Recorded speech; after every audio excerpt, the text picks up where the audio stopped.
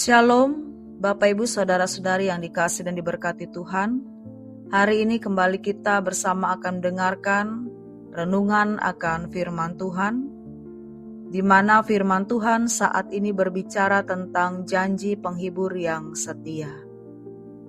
Bapak Ibu Saudara, dalam Yohanes pasal 14 ayat yang ke-16 mengatakan, Aku akan minta kepada Bapa dan Ia akan memberikan kepadamu seorang penolong yang lain, supaya Ia menyertai kamu selama-lamanya.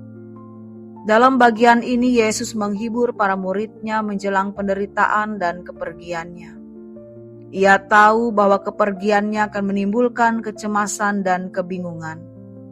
Namun Ia tidak membiarkan mereka sendiri.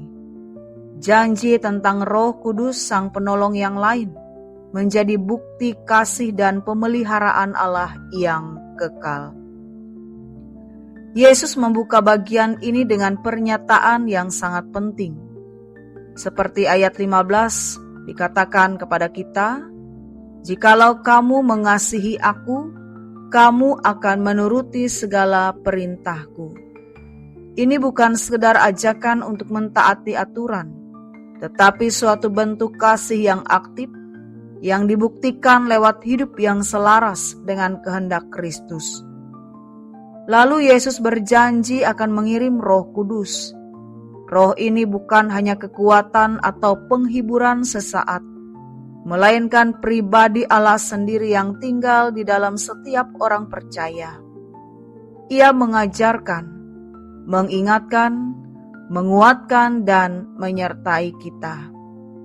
Dalam ayat yang ke-27, Yesus berkata, Damai sejahtera kutinggalkan bagimu, damai sejahteraku kuberikan kepadamu. Damai ini berbeda dengan damai dunia. Dunia memberi damai yang rapuh dan tergantung kepada situasi.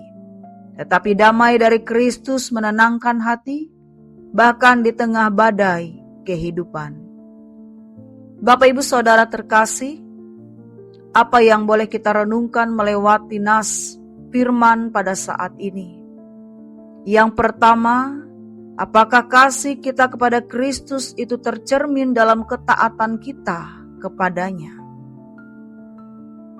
Yang kedua, apakah kita memberi ruang bagi Roh Kudus untuk bekerja dalam hidup kita? Yang ketiga, di tengah dunia yang penuh kegelisahan, apakah kita hidup dalam damai Kristus?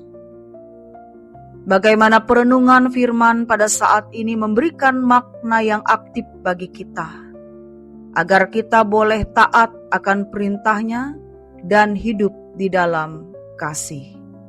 Mari Bapak Ibu Saudara, kita bersatu di dalam doa. Tuhan Yesus, terima kasih karena Engkau tidak meninggalkan kami sebagai yatim piatu.